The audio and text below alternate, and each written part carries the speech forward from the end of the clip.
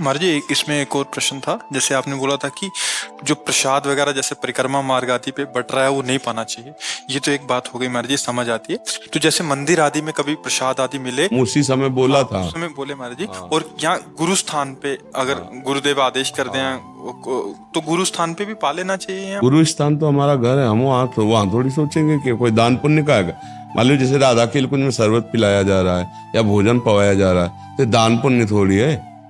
हमारे गुरु का जैसे हमारे घर में सब कुछ ऐसे यही है, सब कुछ हम ये बैठ के खूब पाएंगे और खूब नाचेंगे, खूब गाएंगे। हम कोई दान पुण्य का पा रहे हैं क्या? अपने बाप का पाना कोई दान पुण्य का पाना है क्या? तो अपने गुरु के यहाँ पाना कोई दान पुण्य का पाना है क्या? अच्छा, गुरु का यहाँ है तो वहां भी तो सब गुरु का है। अलग चीज थोड़ी है। बात है हम पुण्य के लिए थोड़ी होता है। यहाँ तो श्री जी का प्रसाद अपने बच्चे सब पाओ, चाहे चराचर जगत कोई आए। अब वहां जो रोड में बैठा रहे हैं वो पुण्य के लिए बांट रहे हैं। उसके पीछे कोई संकल्प है? हाँ, उनका कामना है जितने लोग पिएंगे उतना पुण्य मिलेगा। और यहाँ हमारी श्री जी से बढ़कर कौन सा पुण्य भैया? तो श्री जी को भोग लगाए पाओ। गुरु दरबार, मान लो गुरु जी के यहाँ हमें कुछ मिले तो वहाँ विचार थोड़ी होता है कि ये चीज है। नहीं, हमारे बाप की चीज है। गुरु का मतलब हमारे बाप की चीज है, हमारे पिता है, हमारे स्वामी, हमारे इष्ट है, इन्हीं का सारा वैभव। वहां थोड़ी सोचना है कि अब यहाँ पुण्य और दान कि हम शरबत पिया तो 10 रुपया रख दें, तो शेष रुपया किसके है? उन्हीं के तो है। ये गलत हो जाएगा फिर। जैसे मन में आया कि भाई गुरु के यहाँ शरबत पिया तो 10 रुपया हम रख दें, तो 10 रख दिया, शेष जेब में जितने वो किसके हैं? वो भी तो उन्हीं के है। तो बस फिर जब हमें सेवा की आज्ञा होगी तो हम कर देंगे, नहीं तो हम खाएंगे पिएंगे, प्रणाम है, नमस्कार, आपके हैं, आपके हैं, बस खत्म के। महाराज जी, एक चीज और होती है, जैसे परिक्रमा मार्ग पे जा रहे हैं तो वो जबरदस्ती ऐसा हमारे पास आया तो कि जबरदस्ती करते हैं, ये भी तो प्रसाद है, श्री जी का प्रसाद है। हाँ, तो बस हाथ जोड़ो, निकलते रहो। बस तुम्हें कोई गले से बांध कर जबरदस्ती मुंह में तो डालेंगे नहीं। बस वही कहते हैं श्री जी का प्रसाद, तो हाथ जोड़े रहो और कदम बढ़ाते रहो, चले जाओ। वो जबरदस्ती इसीलिए कह रहे हैं क्योंकि उनको पुण्य चाहिए। नहीं, प्रसाद में जबरदस्ती नहीं होता। तुम्हारी 100 बार की गरज हो तो पी लीजिए, तुम्हारे प्यास लगी तो पी लीजिए, भूख लगी तो खा लीजिए, क्योंकि श्री जी का प्रसाद उनको इसलिए प्रत्येक व्यक्ति को देना चाहिए। 1 घूंट पी लो क्योंकि उसका पुण्य चाहिए। तो विशेष पर्वों में जैसे अक्षय तृतीया कहा था, आज शरबत मत पीना रे, कोई भंडारा कहीं मत पाना, उपवास करना, एक बार पाना। वो इसीलिए कह रहे थे कि लोग जो पुण्य भाव से लेते हैं।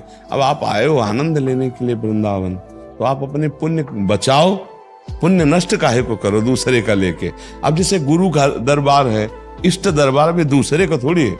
मतलब राधा वल्लभ जी के यहाँ जाए, बाबा बैठ के पा लो, तो हम बैठ के पाएंगे और सौभाग्य मनाएंगे।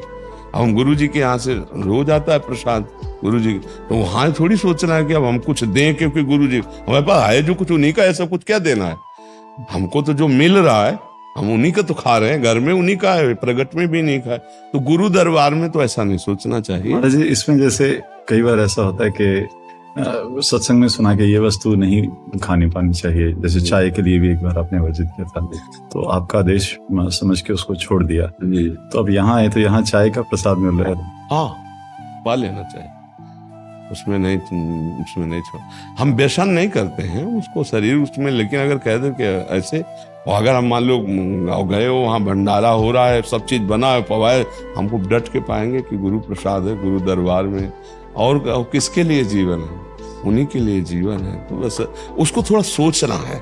जो समय स्थान का महत्व होता है उपदेश का। अब किसी के लिए मान लो यहाँ उपदेश हो रहा है कि आप ऐसा नहीं कर सकते, और वही बात हम दूसरे के लिए हाँ कह सकते हैं।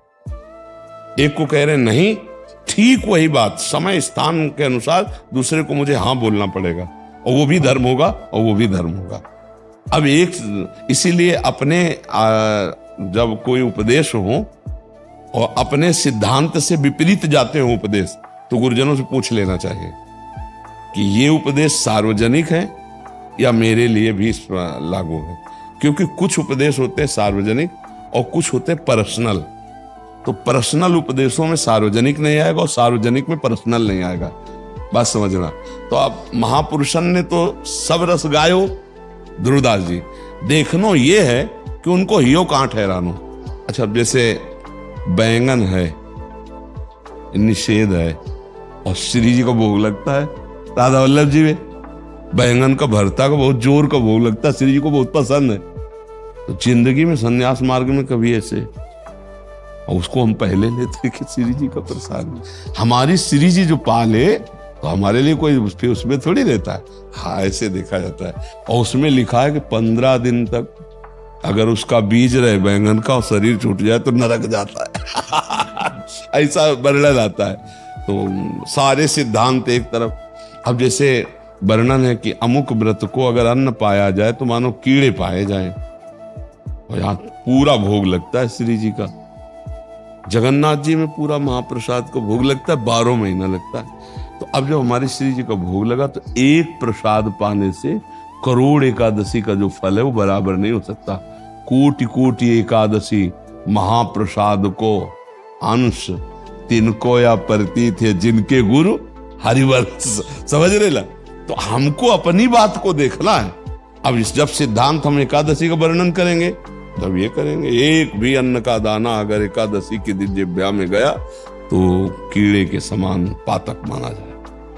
अब आपको क्या, आप अन्न पाते हो, आप प्रसाद भोगता हो। अब आपको डरना नहीं उस समय, तो ये देखना है कि महापुरुषन ने सब रस गायो। देखनो ये है कि उनको हियो कहां ठहरानो, ताको गहनो। गहनो माने पकड़ना, हमको पकड़ना है उनका जो हमारे प्रति उपदेश है।